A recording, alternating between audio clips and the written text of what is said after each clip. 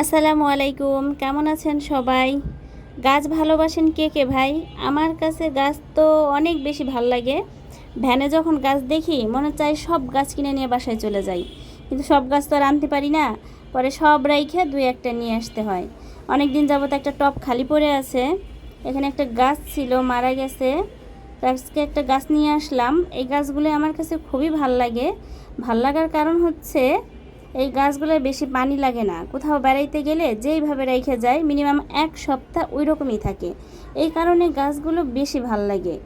আর এগুলোর জন্য রোদ দরকার হয় না, বেলকনিতে অনায়াসে গাছগুলো হয়ে যায়।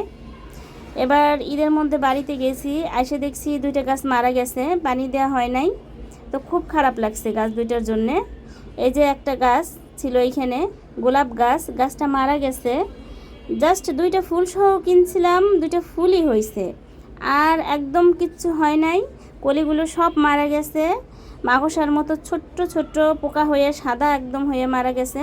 আর বেলকনিতে সাধারণত ফুলের গাছ সেইভাবে হয় না, হয় কিছু কিছু হয়, কিন্তু গোলাপ গাছ তেমন একটা হইতেই চায় না, কারণ গোলাপে প্রচুর রোদ লাগে, বাইরে অনেক বাতাস, মনে হচ্ছে বৃষ্টি হবে, বৃষ্টি হলে ভালোই হবে। গাছটা যেহেতু এইমাত্র লাগালাম, একটু বৃষ্টির পানি পাইলে একদম ফ্রেশ তাজা হয়ে যাবে।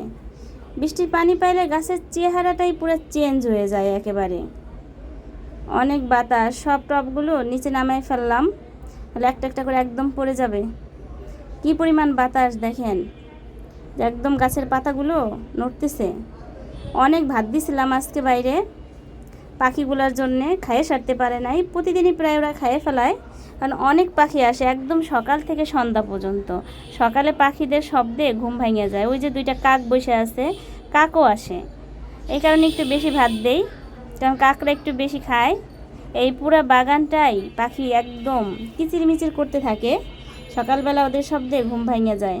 সন্ধ্যা হয়ে গেছে একেবারেই, আর ছাদের উপরে একদম অন্যরকম একটা পরিবেশ, খুব ভালো লাগতেছিল। এখনও বৃষ্টি শুরু হয় নাই, তাই আমরা চা নিয়ে আসলাম যে ছাদে বসে চা খাবো। মেঘ, বৃষ্টি, বিদ্যুৎ চমকাইতেছে, অন্যরকম একদম একটা পরিবেশ। আর এমনিতে রাতের ঢাকা খুব ভালো লাগে দেখতে দিনের তুলনায়। বৃষ্টি একদম শুরু হয়ে গেছে, এখন আর কিছু দেখা যাইতেছে না। আর দাঁড়াই থাকা যাবে না ছাদে, বাইরে দাঁড়াই আছি, ভিতরে দাঁড়াই আছি, তারপরেও পানি আসতেছে। গোসল করতে পারলে ভালো লাগতো, কিন্তু পানি এত পরিমাণ ঠান্ডা, গোসল করা যাবে না। শীত লাগতেছে এখন, অনেক ঠান্ডা পানি। তাই ইব্রাহিম আর সৈকত বলতেছিল খিচুড়ি খাবে, বাসায় এসে খিচুড়ি বসাই দিলাম। খিচুড়ি আমাদের হয়ে যাইতেছে। ফ্রিজে ইলিশ মাছ নাই, ইলিশ মাছটা থাকলে বেশি ভালো হইতো, তাই আমরা মাংস দিয়ে খাবো, আর একটু ভর্তা করব সাথে। খিচুড়ির সাথে আবার দুই একটু ভর্তা না হলে ভালো লাগে না। খিচুড়ি একদম হয়ে গেছে, মাংসটাও রান্না হয়ে গেছে, আর একটু ভর্তা করি, মাছ ভর্তা, শুকনা মরিচ, পেঁয়াজ ভর্তা।